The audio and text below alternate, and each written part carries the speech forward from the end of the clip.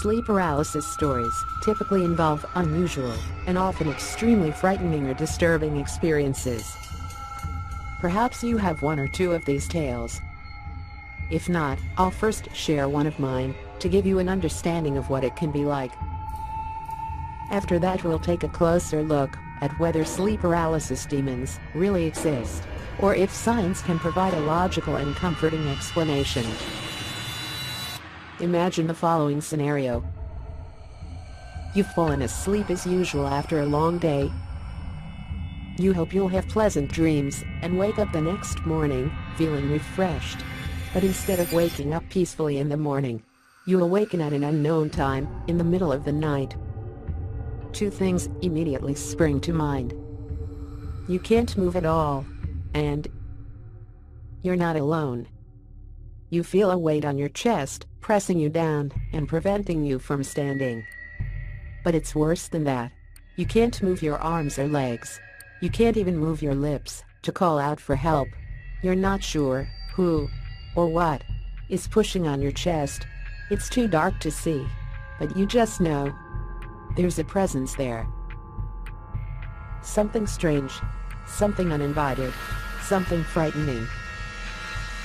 This happened to me last year and was a very unsettling experience. It happened after I'd been up all night doing an essay.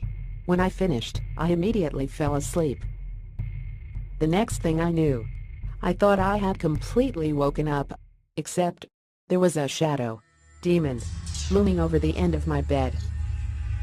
It didn't have a face, but I could feel it staring at me, and it felt like pure evil. I tried with my whole body to scream, but nothing came out, which only made me panic more. I felt like the demon was about to attack me.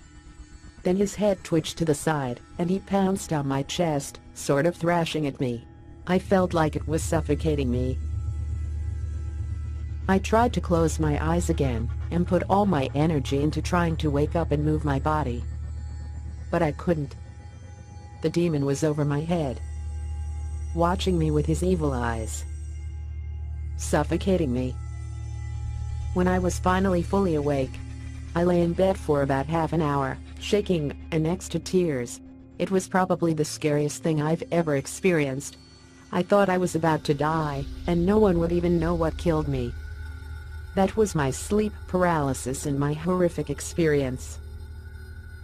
Stories like this one are in fact surprisingly common. A study in 2011 found that 7.6% of people will experience sleep paralysis in their lifetime. And the figure is even higher among people who have narcolepsy, around 40%. You may well have experienced this phenomenon yourself and didn't even know what it was. But let's find out what causes it and what can be done to prevent it. Accepting the cause is something which I now know many viewers struggle with.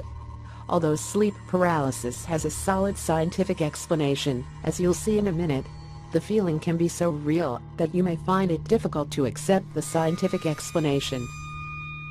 Cultural, religious, esoteric, and personal beliefs all play a key role in how you end up viewing sleep paralysis, and the things you may experience with it in the future.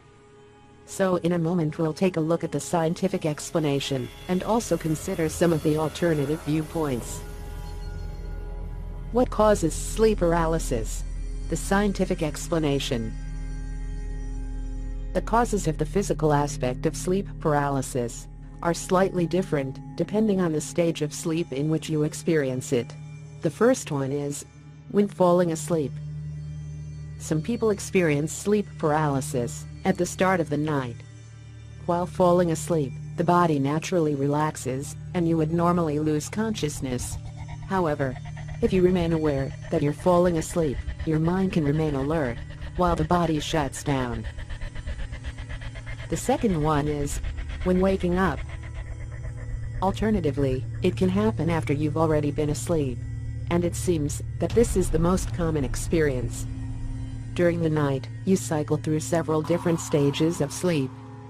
During what's called the rapid eye movement, you tend to dream more vividly.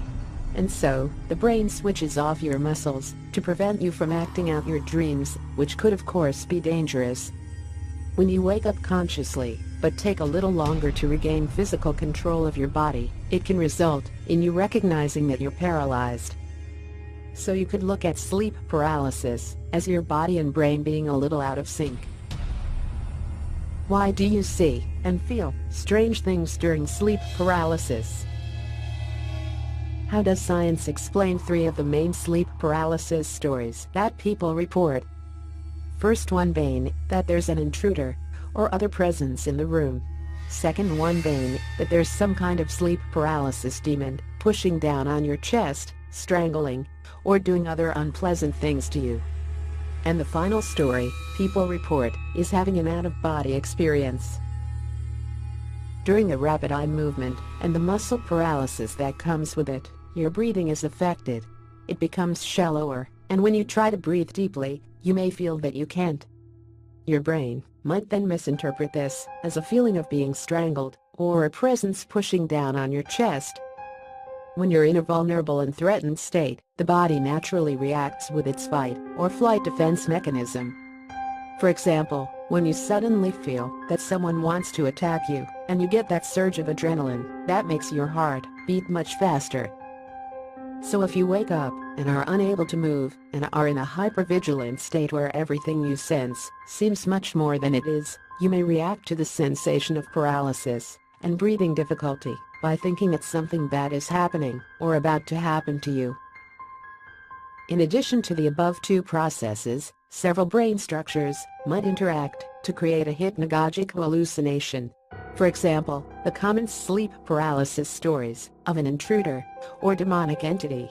The hallucination may not initially take on any particular form, but when the threat system comes into play, you might misinterpret the feeling that you're not alone as being that the additional presence is something bad, thus creating a hallucination which is demonic or malevolent in some way.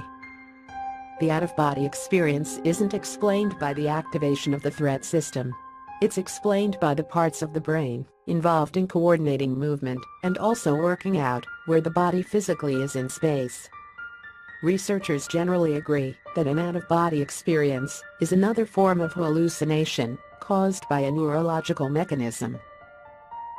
In addition to the above, there's also the confusion which can occur as your dreams or nightmares overlap with reality. If you wake up from a dream but remain paralyzed, sometimes your dream imagery can appear to map onto the real world. So you may have your eyes open but still see, hear, or feel some of the weird or frightening things which you were just dreaming about, even if you aren't aware that you were just dreaming. So for example, you could be dreaming about some strange creature, then wake up paralyzed and continue to feel that the same creature is close to you, though it's now in your bedroom instead of the dream you were just experiencing. Then you add the physiological elements that come with finding yourself paralyzed, and you have all the ingredients for being very scared.